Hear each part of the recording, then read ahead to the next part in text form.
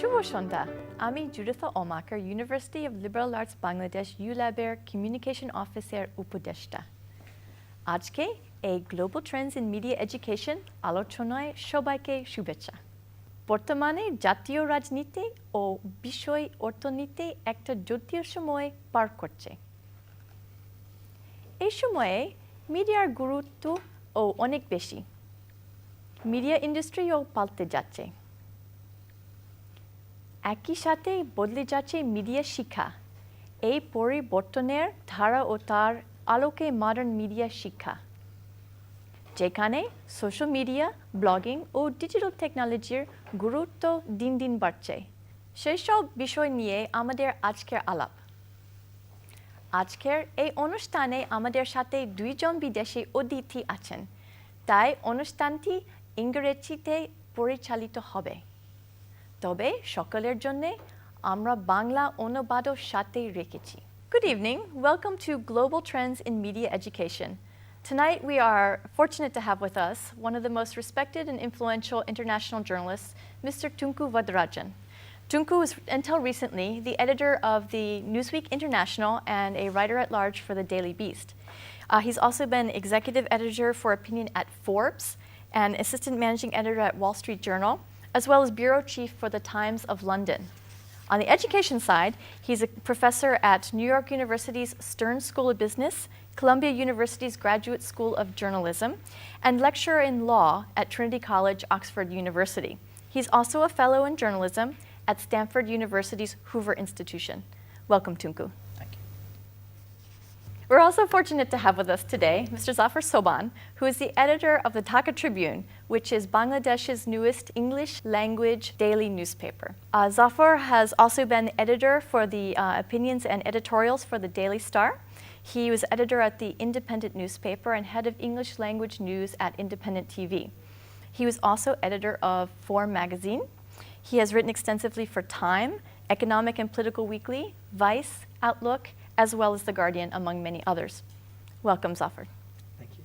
Our final guest this evening is Dr. Jude William Hanilo, who is head of the Media Studies and Journalism Department at the University of Liberal Arts, Bangladesh. Jude received his PhD in Communications from the University of Philippines, Diliman. He's also served as a research fellow in Bangkok and was the program director of a PR school in Jakarta. An Asia Fellow, he was awarded a research grant from the UN Foundation International Communication Association. Welcome, Jude. Good evening. My first question is for Tunku. You have been in the global media for many, many years. In your opinion, what are the most important changes that are happening in the industry today?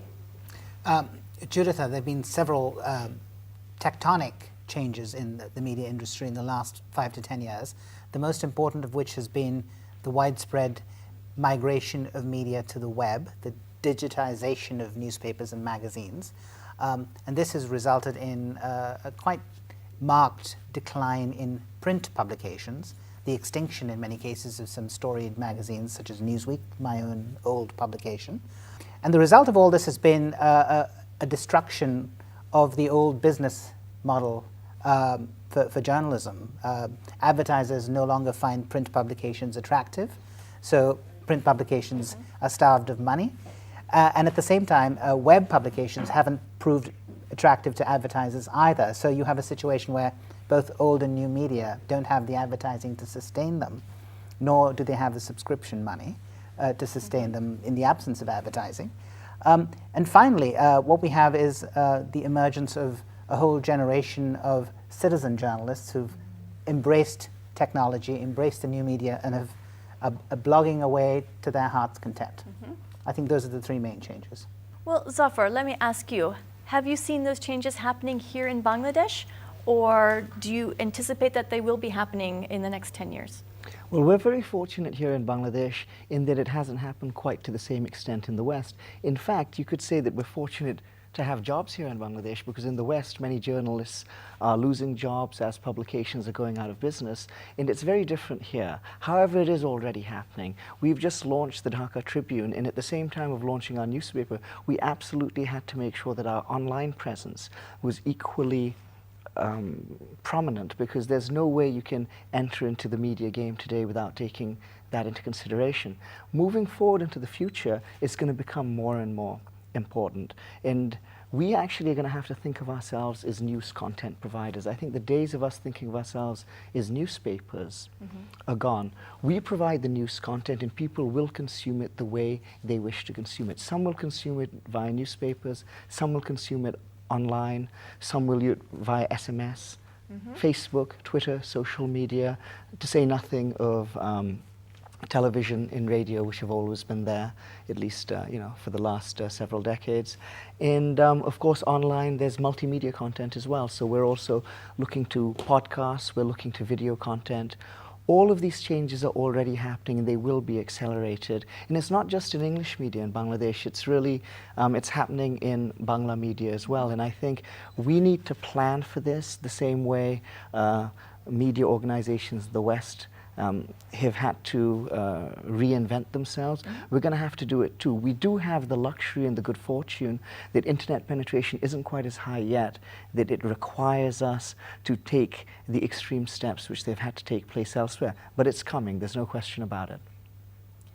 Well, Jude, as an educator, what are you doing to prepare students for this new mediascape, this new way of providing media? Yeah, just taking off from what they have said. The changes that are happening are really tectonic. And because of this, we know that change is going to be a constant. And for this reason, we know that our students have to have a lifelong love for learning. And one of the ways we do this, and looking at the different methodologies of teaching, active learning would be most important. In active learning, the student has to take charge or responsibility for his own learning. He has to invest not only his money, but also his time and also a lot of effort. He should not let the teacher be in charge of the learning agenda. The student has to set the agenda for himself, what he wants to learn. Now, at ULab, we have been looking at the different activities in active learning, and we found out that we have been implementing a lot of these. For example, in our subjects, students do exhibits, they do debates, they do projects. A lot of active work is done here. For example, we do documentaries with people in industry or in civil society. We also join a lot of these festivals, film festivals or cultural festivals, wherein our students show their paintings, sculptures, digital art, video art, so forth and so on. But we also know that learning does not only take place inside the classroom. A lot of learning takes outside, and that's why we have developed strong co-curricular programs. At ULab, we have a campus paper, we have a campus radio, we recently launched a campus television, and we also have our film and photography apprenticeship program.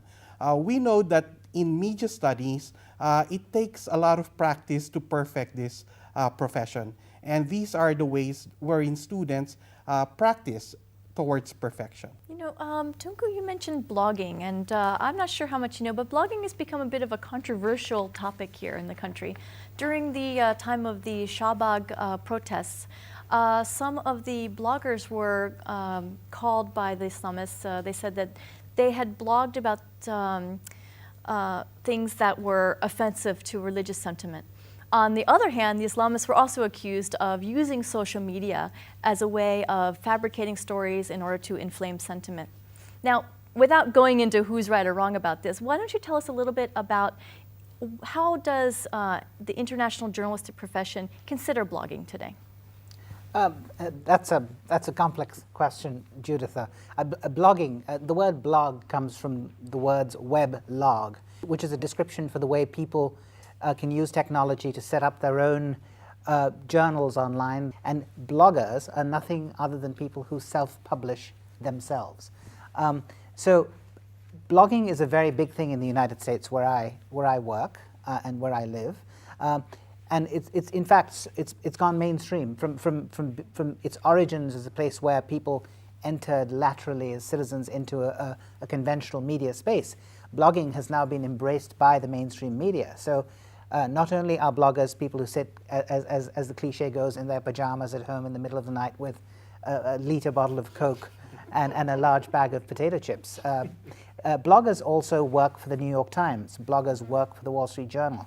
So I think blogging is very much part of the mainstream now in the United States, even though some of the bloggers themselves are not part of the mainstream.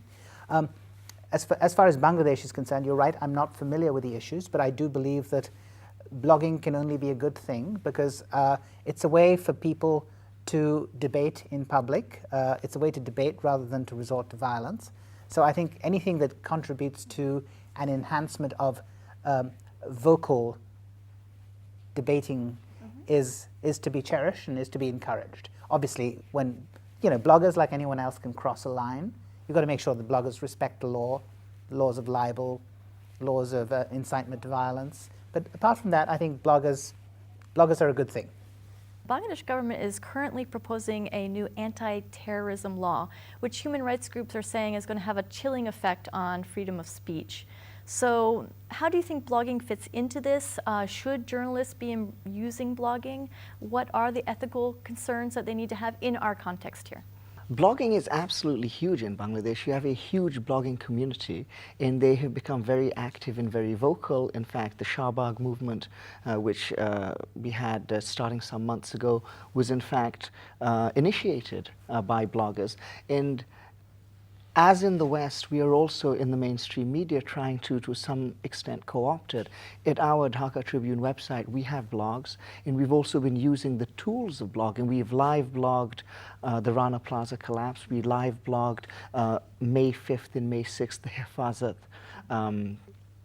in Dhaka. We have live blogged the city council elections. So we have added that to our sort of repertoire because, as Tunku has mentioned, this is really what the readership in the audience demands. And I always tell my journalists who are working on blogs and who are putting stuff up on our Facebook page, who are putting up stuff on Twitter, is that nevertheless we have to be very professional, very responsible. Our credibility is on the line. Just because we are using these new media or social media, it doesn't mean we should drop our standards. There's no such thing, as I've told my journalists, of people blogging in their individual capacity. If someone is a journalist at the Dhaka Tribune, anything they blog, even on their own personal blog, will at some point be related back to their organization. And indeed, I would make the same argument for citizen journalists as well. They ought to, and I think they do, operate with a certain degree of responsibility. If you want to have the enter into the national discourse and be part of the national discussion, then certainly you should operate within the same bounds that other journalists have to operate. And anything you put up on a blog, it's there in the public domain, so bloggers do need to be aware of this, as journalists need to be aware when they're blogging, that it's not a different set of rules. The rule I have said to them is that the same rules we apply to what is acceptable to put in our newspaper, it is exactly the same rule that we're going to apply in terms of what we can put on blogs. Jude, how are you educating students about blogs? What do you tell them in the classroom, and how do you train them for this?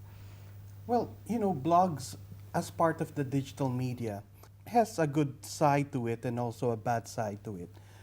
For us, it's a double-edged sword. On the good side, blogs were able to give people a tool wherein they can communicate, they can voice out. People who did not have a voice before could now be heard through blogs. It also strengthens democracy in a way that people participate in governance.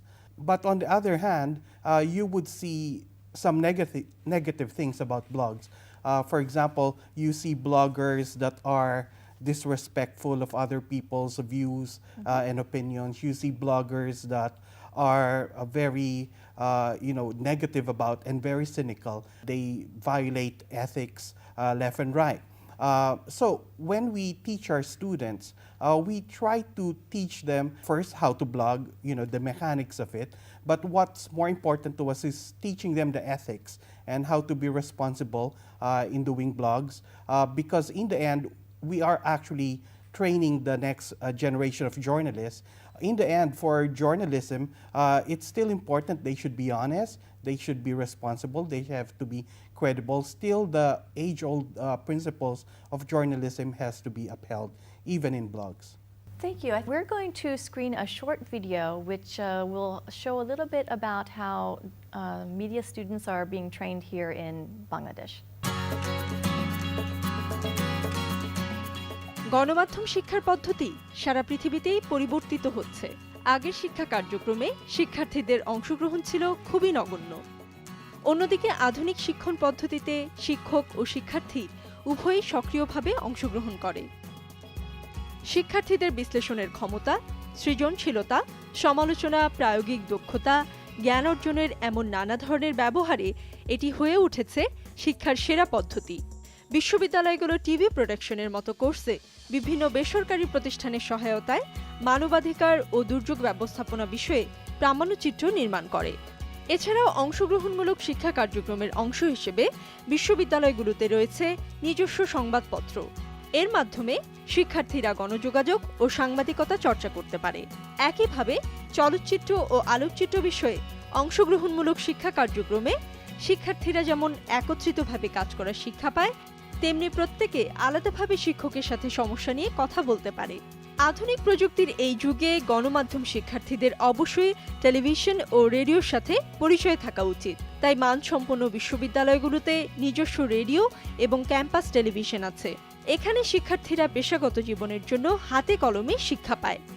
অংশগ্রহণমূলক শিক্ষা ব্যবস্থায় সবচেয়ে ভালো দিকটি হল লেখাপড়া শেষে শিক্ষার্থীরা চাকুরির জন্য উপযোগী জীবন বৃত্তান্ত উপস্থাপন করতে পারে, যেখানে তাদের নির্মিত ও প্রচারিত নাটক, প্রামাণ্যচিত্র, সাংবাদিকতার উদাহরণ বা প্রদর্শনীতে অংশ নেওয়া visual art, video art, animation ও ওয়েবসাইট ডিজাইনের মতো সৃষ্টিশীল কাজ যুক্ত করতে পারে।